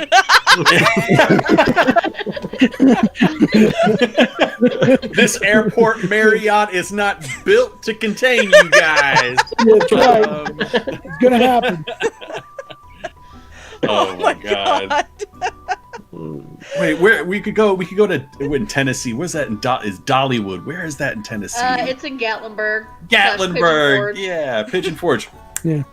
Shared Experience Con 2022. Yeah. Yep. We'll go to Do it. Dolly World after. Guess what? Dollywood. You all can Right. plan that one. Just have 9 to 5 playing in the background as I'm playing it. 9 to 5. Yeah, And then, like, right. 2023, the place with like the largest ball of twine that we're gonna meet there. I've It's gonna seen be like that. our own little Burning Man. We'll just have like these random places we go to and like get together. Meet at this place. It's like a rave. Meet at this place at this time. Be down for it. Oh my god. Actually, like- I know where that ball of twine is, by the way. You do? Yes, I do. I mean, we got 2 years planned out, folks. I mean, this is how it works. Yeah, right. B is 9 to 5 on an infinite loop the entire con. Tumble out of bed and stumble to the kitchen. Optimus, bring your own con. Oh my god, you guys. Bring your own con. Yeah. You just show up and like it's like a little pop-up tent and there you go. This is my convention. Here you go. Luna's sitting there. Hi, folks. We're live streaming. Right? Oh my god. What am I gonna do with you all? Oh my gosh. You guys are fun. Let's see. I'm trying to think. I haven't seen any other questions come in from chat, so I Any guess other that means we questions? just get to talk about whatever. So I did see a comment actually that I wanted to go back and read. Hold on, I gotta scroll back up and see it. Oh, so when we were talking about like jobs and nerdy stuff, Bees made a comment. He said the one thing that pissed me off about my last job was some of the girls found out I played D&D and they were like, "Oh my god, I don't know how you can play all that pretend stuff." And then they spend 45 minutes talking about one of the 13,213 reality shows out there like it's real life. Yup. Yep. Yep. Don't yuck my yum. Like, I think that's the perfect definition of that. Absolutely. I think It's like, shh, just let people have nice things. yeah. Yeah, like let people enjoy things. Like my wife, like I watch a bunch of dumb stuff on YouTube. I'll watch, cooking shows. I'll watch people refurbish old crap, and then my wife hates that, and I hate it when my wife has like those, like designer shows where they're like redoing a room, or like I can't stand like TLC projects. Yeah, and so like every time I walk in a room, I could go, or I could be an adult and just be like, hey, they like something different. I mean, I still do the thing, but I can. How many that as an cakes option. do we have to watch be baked before you're happy? Lots, Tony. All of them. Lots. I spent I all really- morning yesterday watching the Great British Baking Show. So yes. good. Yes, I love it. yes. I'm so glad they I've figured out watched, a way to do like- it. I've watched like 3 episodes of that today. Like we've been going through all of the most recent seasons again. Yeah. My wife and I. I love that show. I love that show. It's so It just made 2 cheesecakes yesterday because that's what we decided to do for my birthday. Was instead of like buying something, we were just like, we've been watching Great British Bake Off. We will just cook something. We will go. bake something ourselves. That's sweet. Yeah. That's a sweet story right there. I think last I like week that. the episode that came out, their technical was babka, and I make babka occasionally, so I was so pumped when I saw that they were nice. making babka. So I was like, Like, hell whoa! yeah! You got a foam hand up. Yeah, Bobcat, mother. Oh man. That's awesome. And yet this is And here yet I am again with my become a son, and food we're going stream. through Here Star we go. Trek Next Generation. Yeah, That tracks for these groups. yeah, that tracks. It's funny. Now, what about Forged in Fire Oh. I like I've it. seen- Started watching from the History Channel? Bladesmithing, blacksmithing. Yeah. I I need to look dig this it up. 'cause as I used to work in a machine shop on my on my university, I was like a student machinist type thing. So there's a part of me that's always wanted to just set up a forge and start making stuff, and then it feeds that Yeah. little piece of me that wants that so much. I could do that. So cool. I mean, Oh, yeah. I think it was 2 years after I left that machine shop, because I still have a buddy that works there. He graduated and he's like working there full time, slowly becoming a full-fledged machinist. They set up a blacksmithing forge in the machine shop when they moved to a new building. So he's like making spoons now, and he's doing all this other stuff, and I'm just very jealous. Yeah, when I was in college, I was lucky enough to take a fencing class, and that Oh, was nice. like tons of fun. But I got really bummed because the semester after I graduated, they decided to offer a class called Combat Applications, which was so fencing. Like, of course, you're facing your opponent the whole time, and it's like a duel, and there's a lot of rules and regulations on how you have to like comport yourself. But like battle application was exactly what it was. So it's like, how would you fight with a sword on the battlefield? And I'm just like, well, maybe I shouldn't graduate. Just keep on going Maybe I'll back. just stay here. Oh, that chemistry I would like test. to That is audit this question. Yeah. Yeah. I thought the nerdiest thing ever was a class that I took in college called Marching Band Method and Technique, and it was all about writing marching band drill. I've So been blown out of the water, gentlemen. Man. And certain It's circles, like- that is godly. So Yeah, it's like, I don't know if you guys watch Community, but there was one episode where there was physical education, and it's how you became a PE instructor.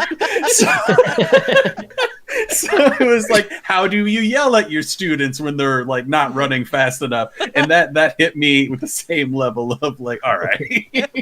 true, it's a legit class. I can now write marching band drill for the best of them. Let me tell you. I wrote my final was a whole marching show to Andrew Lloyd Webber music. So There you go. Oh, nice. Nice. Very nice. Yep. I could see you doing that. I could totally Yep. see you knocking that out of the park, actually. Oh yeah, Yep. it was great fun. Mm-hmm. It was a great class. It was taught by our marching band instructor, who was probably only like 2 years older than the rest of us, so it was good.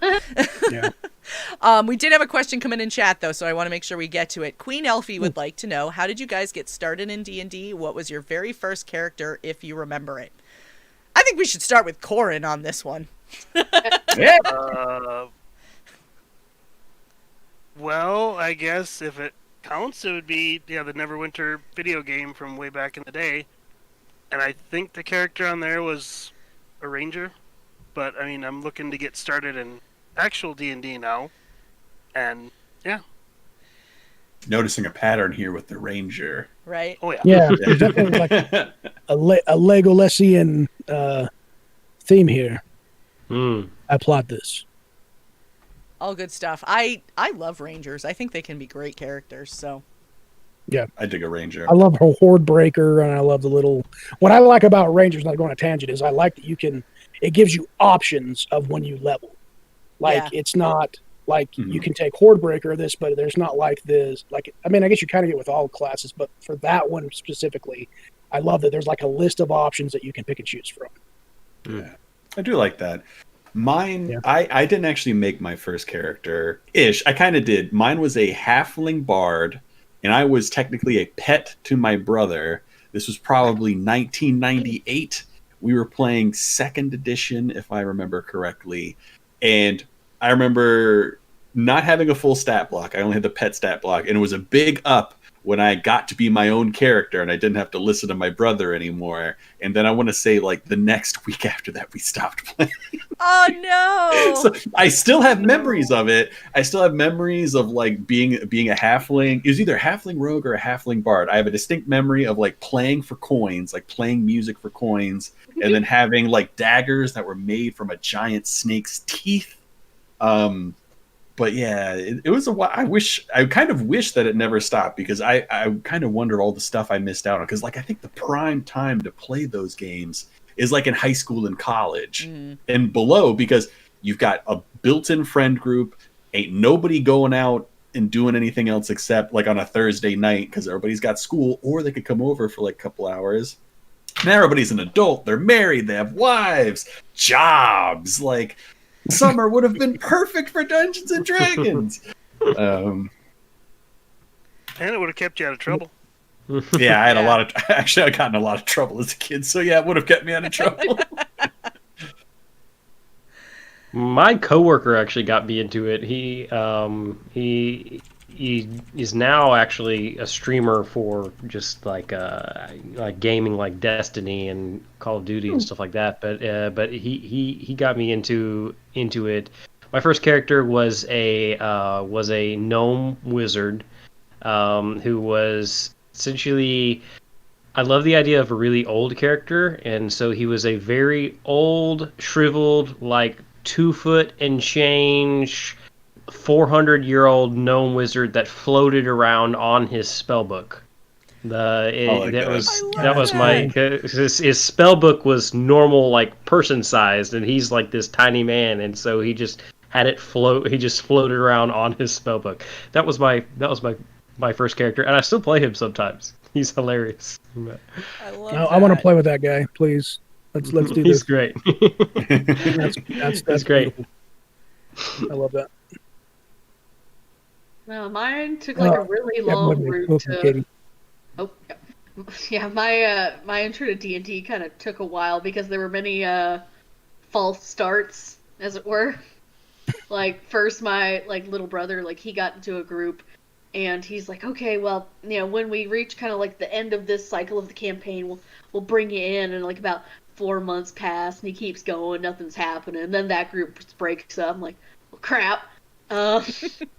Then I think like he got in another group. It's like, okay, well, we'll bring you in then.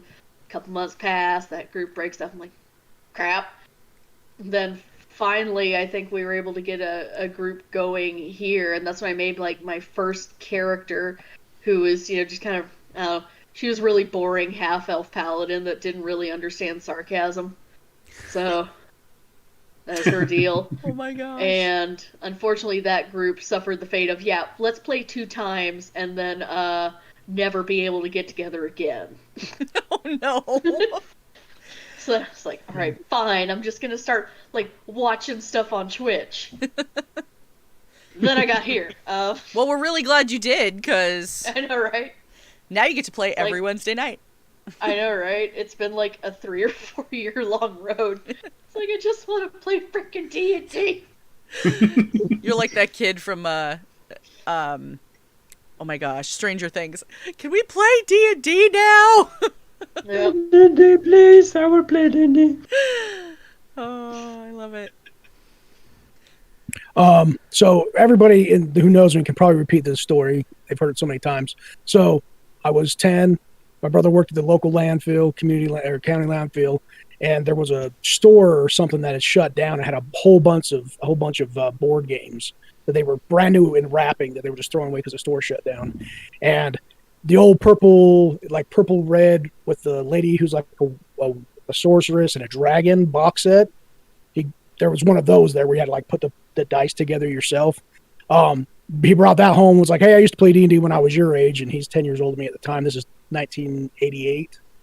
And so he handed me the box set, took it over to my buddy Billy's house, cracked it open, and then, history was there. My first character was Amadox, the House of Than. He was, long story short, dragons, like little kids, everything's dragon. It's Dungeons and Dragons, so it's got to have a dragon in the campaign when you're 10, right? There's definitely got to be a dungeon because that's just in the name. And like dragons took over the Than kingdom, and he was banished as a prince. So the whole thing was banding together to win back the kingdom, fight off the dragons. So yeah, but that was 1998 when I started.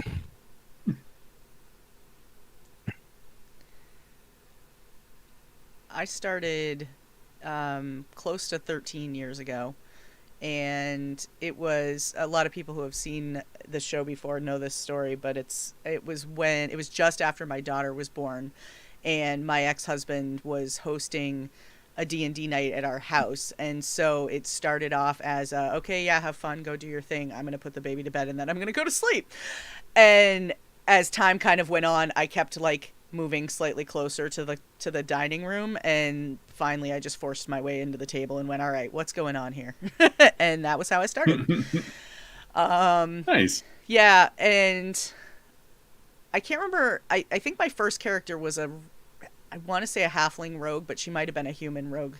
But my favorite early character was a Kender, and it was when my daughter Dragonlance. Yes. And my daughter was about 2 at the time, and so my Kender was very much based on my daughter. And like literally, like anything my daughter did that week, my character did it that weekend in the game. So it was really, really fun. That's awesome. Love that. Yeah, it's a good one. It was fun. Trying to think. Do you have any more questions? He asked another one. Yeah. If you could bring back any previous character, what would it be? Eat bricks. All of them. Good Yeah. question. A character I that haven't- we've personally played, or like an NPC that you've won, or I haven't technically lost a character to death yet. I've been pretty lucky. Knock on wood. You say that now. Or well, maybe instead like a character that like in a campaign that stopped before you were kind of done with it. Yeah. Oh man, I have a million of those. Yeah. Yeah. Yeah, Elfie says yeah. either, I guess. So I would say either an NPC or a character that you've played. there's a really awesome Hollyphant named Isabella, which I love playing. Because she talks like that. And this is really fun just to do her voice. And it's such a blast. And it's just one of the most fun NPCs to play. And I love whenever she's around. I like that voice. I That was couldn't good. pick one. I mean, all of the ones that I've done since I've been streaming, I'd play all of them again. I could go on. Yeah. There was. I made a dwarf druid for an Adventure Leagues game.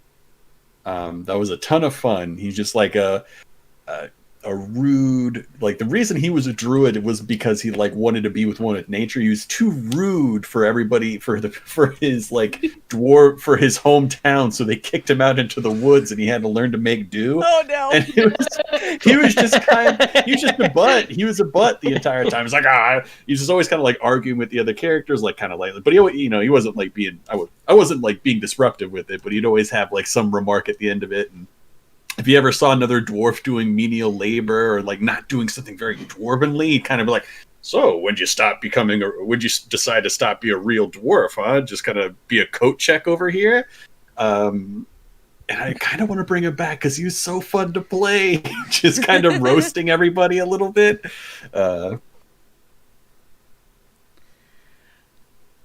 think his name was like Quirkus or something like that. That's fun.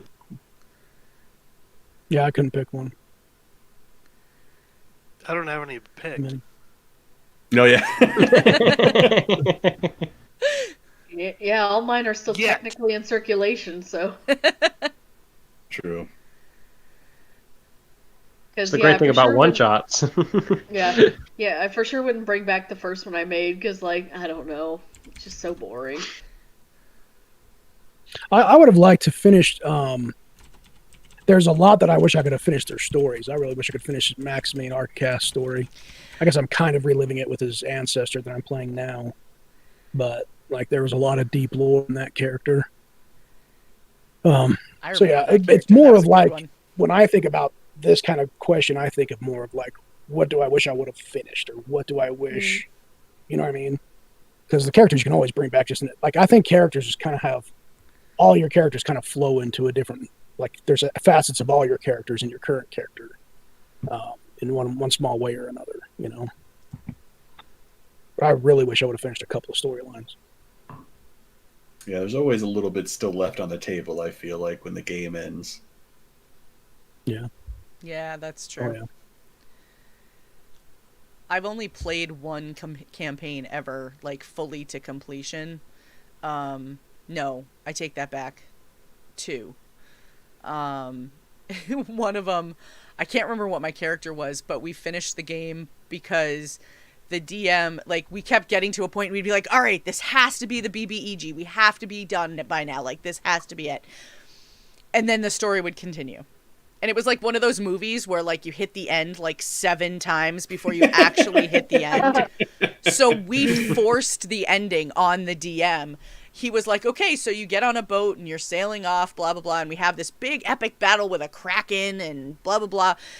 And so finally we finished that battle and all of our characters just look at each other and go, so we're pirates now? Yep, we're pirates now. And that was it. We were done. We were like, that's it. We are out. You can't make me do this anymore. Yeah. Check, no, I think it'd be interesting if, like, maybe someone tried to make a campaign just solely of, like, characters that had died in a campaign and had to, like, make a whole story out of that. That would be like, right, that would be interesting. You're now in the afterlife. Oh my gosh, that just gave me a really cool idea. Like, what if you had 2 campaigns that were running simultaneously, one with characters that were dead, like their ghosts were running the same campaign as, like, a group of living people? Oh wow. That would be really cool. And, like, Yeah. could the ghosts affect the living people? I don't know. Ooh. Yeah, they'd be hovering around like ghosts and Among Us, like, these. Oh my gosh, yes! Complete and task. What's going on? They'd be like, I was just over here an electrical friend, and the next thing I knew, you were dead. Oh gosh. Like, they're not even gonna look into why I'm dead, are they? Those pieces of shit. You guys are just walking past my body. Report me! Right? I don't know, you're acting pretty sus, bro. Just a little bit. A little bit. Well, we are at that point where we need to start wrapping up for the evening. I can't believe how fast this has gone. I just looked at the clock and went, "Oh my Oh gosh!" my goodness. Yeah, this has been a blast. Yeah. Yeah. So as always, my pleasure having you all here. I'm going to go around again if you guys would like to all remind everybody of where they can find you online, or, you know, where you like to hang out or whatever. So I am going to start with Plot Hooks. Samuel, let's start with you. Yes, my name's Samuel from Plot Hooks. You can find us on social media at Plot Hooks. Again, we run 2 different podcasts off of our podcast feed. Check out our social media and find out more. And especially right now, follow us on Twitter. Again, at Plot Hooks, because we're only about 38 followers now, I think, from hitting our milestone where we get to give away a massive package of some a dice tracker from Arcane Spectacle, a dice tray from Games by B, and some dice from Greenleaf Geek. So be sure to follow us on Twitter and find that post and retweet it, and you will be entered to win that awesome package. So be sure to check us out. Yes, definitely do that. You have Yachts' full endorsement. Look up their podcast. Thanks, Yachts. Yeah. And yeah, he's been lurking the whole stream chat. He's been here. Yep. He's here at the beginning and he's here now. But he's been on baby Oscar. duty all night. So High five. Oscar, high five. All right, Corin, we'll go to you next. Well, like I said, you guys can find me here on Twitch as Apache1222. And also you'll find me usually behind the scenes Sunday nights doing mod work for this particular stream. Yes. So Hey. We figured it would be very nice to introduce him on front of the camera, and also, you know, be like, hey, look, let's get you on and talk about being new, because some of us, it's been a while since we've been the new guy at the table. So Wolfsblood is telling you to get back to work. fine. Vacation's over, buddy. Right? Something Dude, that'll like be that. Wednesday night, and then when the new campaign starts, I'll be doing modding for that one too. So Nice. Yeah. looking forward to it. Yes. And Yachts is just glad to not be the noob of the team anymore. And yes, Matt Duck, I do have a face. I just don't show it on cam much. So All right. Dice Barbarian, Tony, let's head over to you. Dice Barbarian. I'm Tony. Luna, I just recited what you just said. You can find me. All right, get your pens and papers out. So, the Ateris podcast, you can find that Spotify, wherever you find your podcast. We will be starting campaign 2 next month in November. Things are still weird. People have some scheduling issues we're running into. COVID's causing some issues with that. Wednesday nights, I'm going to be with Indigo Chameleon for the next 3 weeks, doing an Eldritch Horror / kind of Cthulhu-esque-ish D&D game set in the 1890s. It's a beautiful. We actually work for Sherlock Holmes and some other. We're going to meet lots of people from history that give us missions. That's Wednesday nights, 7 p.m. Eastern. Could have lied a bit about that, but I think that's correct. Saturdays, 7:30 Central. I'm going to be with Dice Tyrants every Saturday. With really can't give anything away, with a TTRPG game that's popular, that's homebrewed now, and we're going to be doing some really cool stuff with the characters that are currently there. I just really can't give anything away because it's kind of like a big thing, called Last Bastion. Light Even Stars says that. Just put it in the chat. That's Saturday nights, 7:30 Central. And then my personal pride and joy, Sundays, starting at the end of November, we're going to have a Savage Worlds game set in a cyberpunk superhero futuristic world that I built, called The Ascended. That's going to be GM'd by James from the Dice Tyrants. We've got a really kick-ass cast. That's going to start at the very end of November. Still working out the cast and picking out the exact day just because of things. But it's a whole world built. I built it like there was just a setting, the entire world, and then James is actually able to build the campaign inside of the setting that I built, it's been a beautiful collaboration. And if you like cyberpunk and you like superheroes, that'll be your spot to hang out with Sunday nights, and that'll be about 7 o'clock Central once it actually kicks off. And I believe that's it. Are you sure? The list. Are you sure you got everything? Very nice list. Very nice. I want to say there's something coming up on Fridays, but that could just be in the works. I would just say just follow him on social media, and then you can have all of that information. Yeah, thank you. That's probably what I should have said at the beginning. Thank you, Luke. But no, I'm excited for you. You've got a lot in the works. That's great. Let's see. Katie Machen. I too have irons in the fire. One to be exact. I'm on the show Wednesday, 50 Shades of Crimson, playing Isabeau. I really look forward to y'all getting to see how she plays out. I mean, if you so desire, you can follow me on Instagram and the Twitter. I got a Shiba Inu, post a lot of pictures of him. That's pretty bitchin'. PJ is so cute. Like, but really, other than that, just here to have fun, bruh. Right? And I think you need to be the channel's hype man. Pretty bitchin', worth a follow, maybe. You should watch it. I don't know. I'm not going to tell you what to do. This is the real reason we keep her around. We keep her around for the lulz.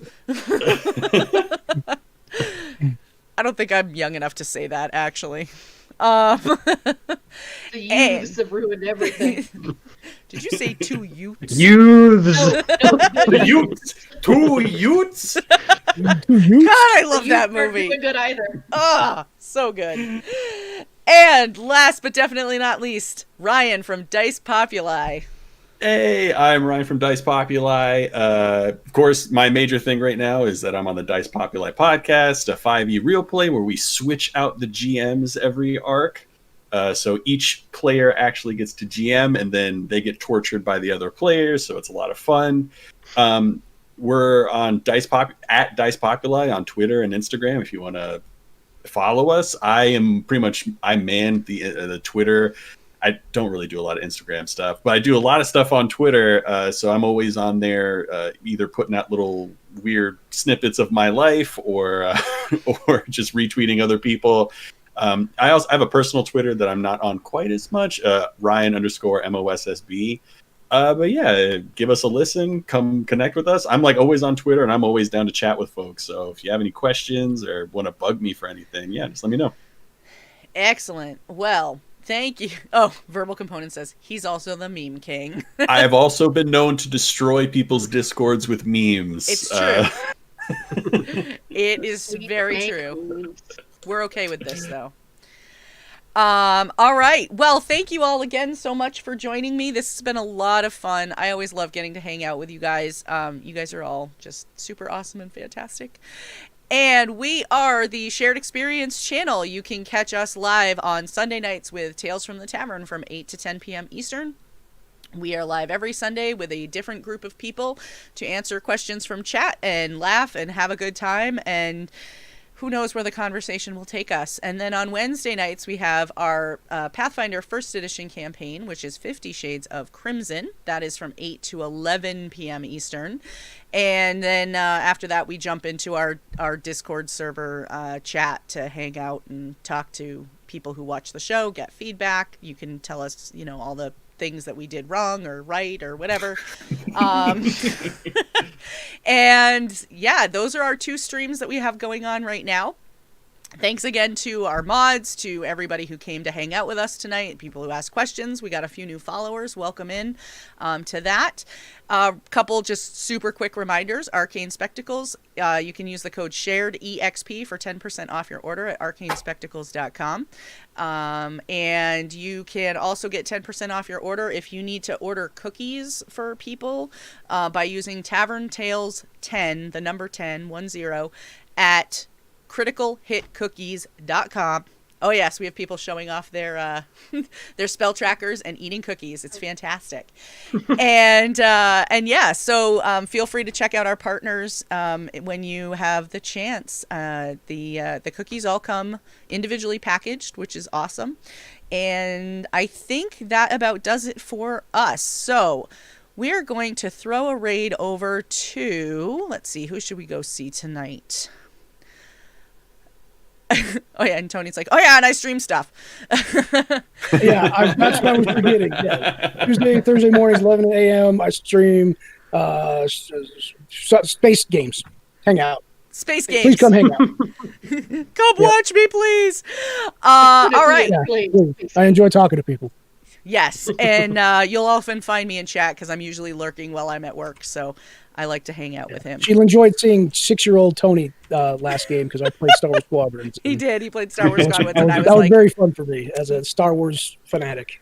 Yeah, I was like, I'm pretty sure this is what 6-year-old Tony must have looked like. So, yeah. Yeah. All right, we're gonna go. We're gonna go raid Perception Studios. It looks like they are playing board games tonight. I'm not sure exactly what games they're playing, but I think we can go and show them some love. Perception. It helps if I type correctly. Just a little bit. A little bit. It does make a difference. It's hard because we don't have a ton of other TTRPG streams going on tonight. So, oh, you know what? I take that back. We are going to go raid our friends Beard and Bride, who just switched their category over to Dungeons and Dragons because they are also brand new TTRPG players. And I believe tonight they are creating Molly's first character. Oh, So, nice. Very nice. So I think we should drop over there and say hi to them. Beard and Bride. And so we will go say hello to them. And make sure you show them all the love. They're wonderful. You've probably seen Beard of Beard and Bride, Weird Beard, in our Discord. So, without further ado, I hope you all have a great night. And we will catch you all next week. Bye, everybody. Thank you so much, Luna. Bye. Bye, guys. Thank you. Bye. Thank you. Love you. Bye.